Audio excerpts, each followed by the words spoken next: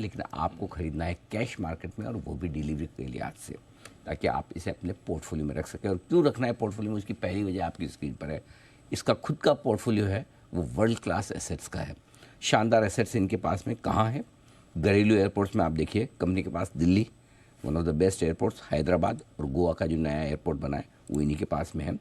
International airports में अगर आप देखेंगे तो इंडोनेशिया, ग्रीस, फिलीपींस के एयरपोर्ट्स जीएमआर के पास में है ही। अब क्यों जीएमआर एयर हमें पसंद है बता दूं। पहला, दिल्ली और हैदराबाद, यहाँ पर air traffic highest peak level पर चल रहा है सबसे ज़्यादा, तो उसका बड़ा फ़ायदा ये है। और इन दोनों का जो एक्सटेंशन और एक्सपांशन चल रहा है दोनों एयरपोर्ट्स का, वो इसी वित्त वर्ष में पूरा होने की आप उम्मीद करके चल सकते हैं, ऑलमोस्ट डन। और गोवा का जो नया एयरपोर्ट बना उसका एक्सपांशन है वो अगले साल, अगले वित्त वर्ष मार्च 2025 तक पूरा होने की उम्मीद है। इनसे आएगी आगे की ग्रोथ। एक और नया एयरपोर्ट ये बना रहे हैं जहाँ शायद बड़ा इन्वेस्टमेंट है, 4-5 हज़ार करोड़ का, एग्जैक्ट अमाउंट मुझे नहीं पता, लेकिन वाइजैक में, विशाखापट्टनम में चौथा एयरपोर्ट, उसके फाइनेंस को भी मंजूरी मिल चुकी है। कंपनी का पूरा फोकस है अपना डेट रिडक्शन करने पर, और धीमे धीमे वो उस दिशा में बढ़िया काम कर रहे हैं। देश दुनिया भर में वो अपने कैपेक्स लाइट मॉडल पर जा रहे हैं, जहाँ पर बजाय एसेट्स में बड़ा पैसा डालने के, वो एयरपोर्ट्स पे जो सर्विसेज और एयरपोर्ट मैनेजमेंट का काम है वो इंटरनेशनल एयरपोर्ट्स के लिए, स्पेशली साउथ ईस्ट एशिया के देशों में करने की ये सोच रहे हैं। वहाँ से भी रेवेन्यू अच्छा आता हुआ दिखेगा।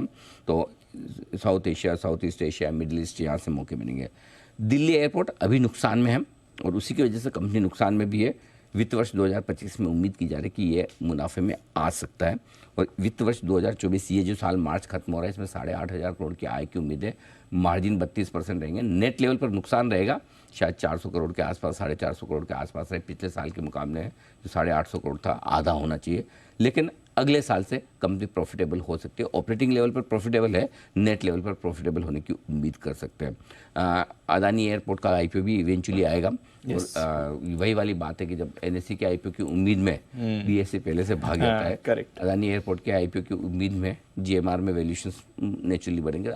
इन्वेस्टमेंट के लिहाज से छोटी प्राइस का 75-80 रुपये का स्टॉक है। हर 10% फॉल पर एसआईपी करें, शांति से पोर्टफोलियो में लेकर बैठें।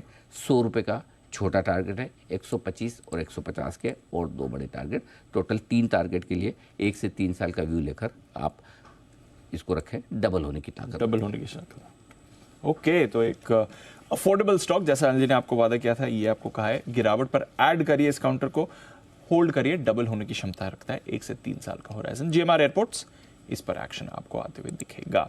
चलिए, बाजार भी एक्शन की तैयारी में है।